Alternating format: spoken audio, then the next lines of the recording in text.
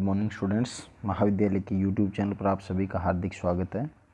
जैसा कि आपको पता है कि अपन पीछे भी अपन जो राज्य है उसके जो सिद्धांत, राज्य की उत्पत्ति के जो सिद्धांत है उनके बारे में पढ़ रहे थे। उसी की कड़ी में अपन आगे पढ़ते हुए राज्य के जो देवी उत्पत्ति सिद्धांत है उसके बारे में अपन बात करते हैं।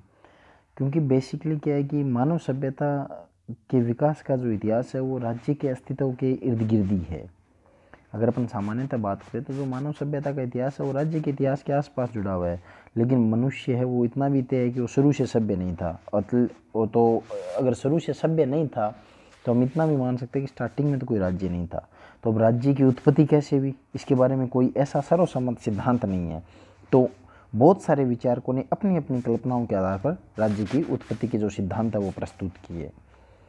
हालांकि आज के युग की अगर अपन बात करें तो सिर्फ उन्हीं बातों को स्वीकार किया जाता है जो लॉजिकल हो, जो तर्कसंगत बात हो उन्हीं को। लेकिन राज्य की उत्पत्ति जो है उसके अनेक सिद्धांत हैं। कोई शक्ति के आधार पर है जिसमें किसी में राज्य के उद्देश्य है, कोई व्यक्ति के राजनीतिक दायित्व है इत्यादि की व्याख्या देने के अलग अलग तरीके से उन्होंने प्रयास किया है। हर एक व्यक्ति ने अपने स्तर पर, हर एक वैज्ञानिक ने अपने स्तर पर प्रयास किया है कि राज्य की परिभाषा दें, लेकिन सारे सिद्धांत वो राज्य की उत्पत्ति को सही ढंग से नहीं कर पाते हैं। लेकिन इनके बारे में चर्चाएं करने बहुत ही ज़रूरी हो जाती है। इनके बारे में वाद विवाद है तो इनके बारे में हमें एक बेसिक नॉलेज होना, चाहे हम आज के टाइम में वो प्रासंगिक हो नहीं हो, लेकिन तात्कालिक समय में नो डाउट उन जो सिद्धांत है उनका बहुत महत्व था। तो इसलिए स्टार्टिंग में अपन इन्हीं जैसे आंगिक सिद्धांत का अध्ययन किया, उसी कड़ी में अपन आगे बढ़ते हुए अब इसमें देवी उत्पत्ति सिद्धांत के बारे में बात करते हैं कि देवी उत्पत्ति सिद्धांत है वो क्या है, राज्य का जो देवी उत्पत्ति सिद्धांत है वो क्या है। वैसे यह एक क्या काल्पनिक सिद्धांत है।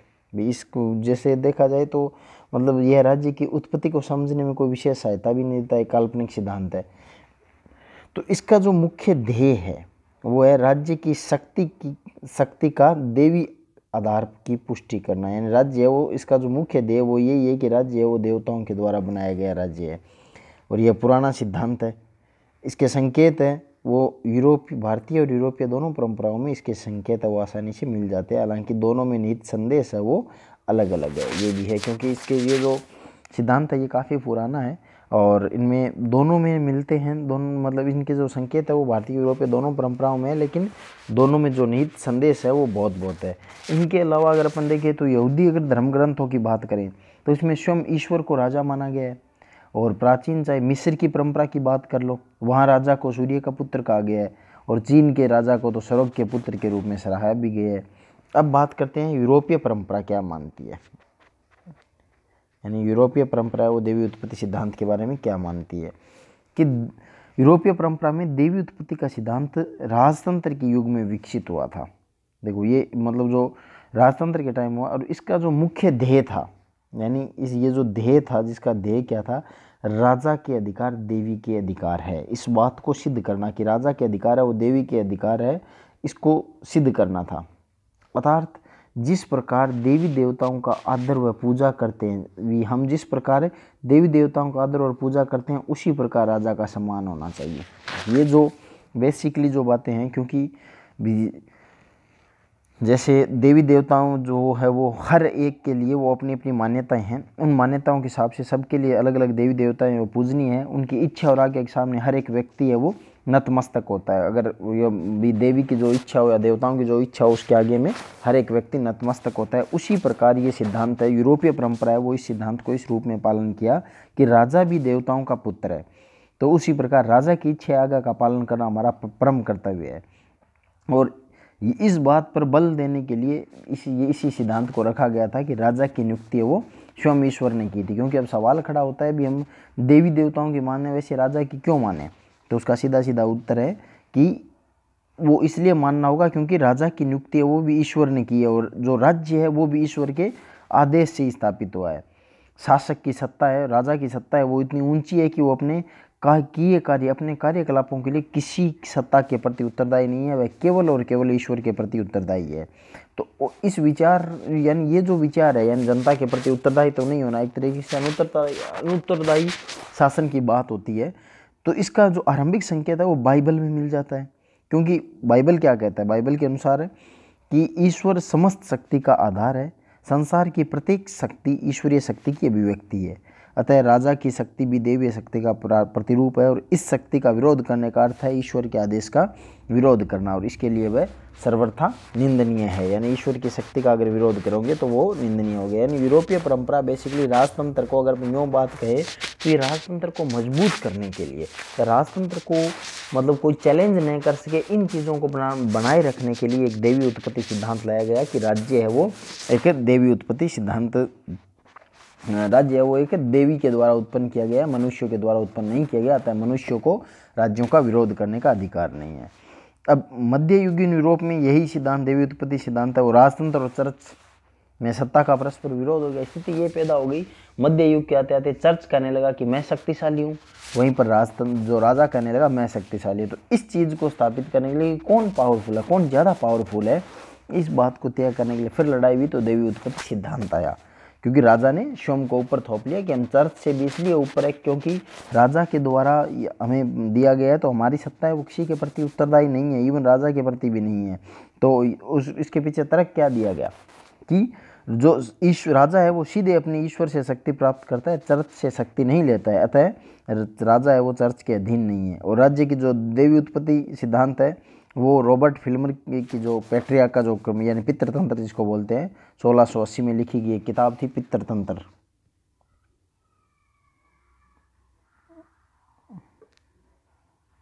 पितृतंत्र नाम से ये किताब लिखी गई थी। तो इसको पैट्रिया का एक बहुत ही प्रचलित नाम है, इसका आम बोलचाल में पैट्रिया का कहा जाता है इसको। रॉबर्ट फिल्मर एक जो वैज्ञानिक हुए उन्होंने लेखक हुए उन्होंने लिखा है, और उन्होंने भी अपनी किताब में ये तर्क दिया था कि ईश्वर ने आदम को पहला मनुष्य ही नहीं बनाया बल्कि वह धरती का पहला राजा भी था, और वर्तमान जो राजा है वो सारे उसी के उत्तराधिकारी है। तो सीधा सीधा क्योंकि राजा के देवी अधिकार का तात्पर्य यह निकल गया था कि जहाँ जड़ जगत को ईश्वर अपनी इच्छा के अनुसार संचालित करता है, जड़ जगत को ईश्वर अपनी इच्छा के अनुसार, क्योंकि जगत 2-3 प्रकार के होते हैं, तो जड़ जगत जो है उसको ईश्वर चलाता है, और मानव जगत है वह राजा के माध्यम से ईश्वर अपना राजा चलाता है। अतः राजा स्वयं ईश्वर का प्रतिनिधि है, और प्रजा के संदर्भ में उसकी शक्ति है वो असीम है। उसकी आज्ञाओं को ईश्वर की आज्ञा के मानकर पालन करना चाहिए। राजा के आदेशों का पालन करना मनुष्य का कर्तव्य नहीं बल्कि धार्मिक कर्तव्य भी है, और उनकी अवहेलना करना सिर्फ अपराध नहीं बल्कि पाप है। ये जो स्थितियां पैदा होती है बेसिकली जिनकी अपन बात करते हैं कि जो यूरोपीय व्यवस्था है उसमें जिस तरीके का एक उल्लेख किया गया है, उस उल्लेख का सीधा सीधा मतलब यही है कि मनुष्य है वो, यानी कुल मिलाकर के निचोड़ के रूप में अगर यूरोपीय परंपराओं की बात करें कि जिस यूरोपीय परंपराओं में, क्योंकि राजतंत्र के लिए आया था यूरोपीय परंपराओं में, और ये बात अपन देख लिए दोनों में निहित संदेश है वो भिन्न भिन्न है। तो यूरोपीय परंपरा में देवी उत्पत्ति सिद्धांत का यही संदेश निहित है कि राजा के आदेश की उल्लंघन नहीं हो सकता किसी भी सूरत में। क्योंकि जो दो बड़े जो इसके सपोर्टर थे वो एक तो थे पैट्रियाका के लेखक जिनको अपन रॉबर्ट फिल्मर, और दूसरा जेम्स फर्स्ट। यानी इन्होंने क्या, उन्होंने भी देवी उत्पत्ति स्रोत को ही ठीक कहा, और उन्होंने तो यहाँ तक कह दिया कि अगर कोई राजा भी दुष्ट या पतित भी हो तो भी प्रजा उसका विरोध नहीं करेगी, क्योंकि लोगों को ये मान लेना चाहिए कि ईश्वर ने लोगों को अपने पाप का दंड देने के लिए उस राजा को भेजा गया। ये यूरोपीय परंपरा मानती है। यानी वो ये कह ले कि अगर कोई दुष्ट या पतित राजा हो तो भी लोगों को यही मानना चाहिए कि ईश्वर है वो हमारी गलती की सजा इस राजा के माध्यम से दे रहे हैं। यानी कुल मिलाकर के प्रजा को विरोध का अधिकार नहीं दिया गया है। ये यूरोपीय परंपरा की बात है। अब अपन बात करते हैं भारतीय परंपरा की। यानी भारतीय परंपरा है वो क्या मानती है कि भारतीय परंपरा के अनुसार क्या है। अब क्योंकि महाभारत के शांति पर्व में इसका उल्लेख मिलता है, इसका मतलब देवी उत्पत्ति सिद्धांत का संकेत मिलता है। और इस शांति पर्व के इसके अनुसार, शांति पर्व के अनुसार जब मत्स्य न्याय का मतलब हो गया कि समुद्र में जो बड़ी मछली होती है वो छोटी मछलियों को खा जाती है, यानी जिसकी लाठी उसकी भैंस का जो नियम है वो था। इसके अनुसार जब संसार में मत्स्य न्याय का बोलबाला था तब ईश्वर ने शांति, व्यवस्था, न्याय और सुरक्षा कायम करने के लिए धर्म की स्थापना की। यहाँ पर परिस्थितियां अलग है। यूरोपीय परंपरा है वो राजा को एकदम उचित ठहराने के लिए कि राजा का शासन है वो जायज़ है, उसके लिए इसके देवी उत्पत्ति सिद्धांत की बात करते हैं। और यहाँ कि उन्होंने ये कहते हैं कि जब स्थिति ऐसी थी कि मत्स्य न्याय का बोलबाला था, यानी जैसे समुद्र में बड़ी मछली और छोटी मछली खा जाती है और बड़ी मछली को उससे बड़ी मछली खा जाती है, तो उस प्रकार से जैसे कोई निर्बल व्यक्ति है तो उसको अपने बलशाली व्यक्ति सताने लगता है। तो ऐसी जब स्थिति होती है मत्स्य न्याय की, तब मनुष्य को सुरक्षा देने के लिए ईश्वर और राजा की नियुक्ति करता है। अब धर्म की स्थापना की और इसी के साथ राजा की उद्भावना आई। कॉमन बात ये आती है दोनों में, अगर अपन देखें तो दोनों में राजा की जो स्थापना है वो कौन करता है? ईश्वर ही करता है। मनुस्मृति है, उसमें क्या कहा गया? लोग कि जब इस लोक में अराजकता फैल गई थी और सारे लोग डर के मारे इधर उधर भाग रहे थे, तो इनकी रक्षा करने के लिए प्रभु ने राजा का सृजन किया। कौटिल्य है वो अपने अर्थशास्त्र में भी यही उल्लेख करते हैं कि जब लोगों पर शासन करने वाला कोई नहीं था और उनमें संघर्ष, परस्पर संघर्ष से उनका विनाश हो रहा था, तो मनु को राजा ने अपना जो रूप है वो दे करके भेजा, जो दंड का साक्षात रूप था, और उन्होंने स्वीकार किया, लोगों ने स्वीकार किया मनु को, और अपने जो अन्न था उसकी उपज का 6वां हिस्सा और अपने व्यापारिक लाभ का 10वां हिस्सा कर के रूप में देना भी स्वीकार कर लिया। अब जो बौद्ध ग्रंथ है दिग्ग निकाय में राजा की देवी उत्पत्ति का यानी जनता के द्वारा चुना गया विवरण मिलता है। देवी उत्पत्ति का पहला जो बौद्ध ग्रंथ था दिग्ग निकाय, उसमें देवी उत्पत्ति का नहीं बल्कि चुनाव का विवरण मिलता है, कि जिसमें क्या है कि जनता के चुनाव का विवरण मिलता है। और उसमें जब मनुष्य ने लोभ और तृष्णा के कारण चारों ओर भय और संघर्ष की स्थिति पैदा कर दी, तब लोगों ने ही शांति व्यवस्था और सुरक्षा स्थापित करने के लिए राजा का चुनाव किया, जिसका नाम क्या दिया गया? महाजनसम्मत। यानी यहाँ पर लोगों का चुनाव का विवरण मिलता है। बौद्ध निकाय में कहते हैं कि लोगों ने वो स्थिति पैदा की, फिर लोगों ने अपने विवेक से काम लेकर के उसको काम में लिया। तो इस प्रकार का अपन देखते हैं, तो क्योंकि भारतीय विवरण के अनुसार क्योंकि प्रजा का रक्षा करना राजा का प्रथम कर्तव्य है और वह उससे कभी विमुख नहीं हो सकता। यहाँ पर राजा को सिर्फ राजा ही नहीं बनाया गया है, बल्कि उसको उत्तरदायित्व भी सौंपा गया है। सिंपल यह है कि जहाँ यूरोपीय परंपरा में इतना खतरनाक तरीके से पब्लिक को एकदम दासों की स्थिति में ला करके छोड़ दिया, उसी यहाँ पर भारतीय परंपरा में वो नहीं है। भारतीय परंपरा में राजा को अगर चुना गया है या पब्लिक भेजा गया है, तो उसके साथ साथ उसको जिम्मेदारी दी गई कि लोगों की रक्षा करना आपका उत्तरदायित्व है। अगर आप उसमें फेल होते हो तो फिर आप राजा रहने के लायक नहीं रहते हो। तो इस प्रकार से ये जो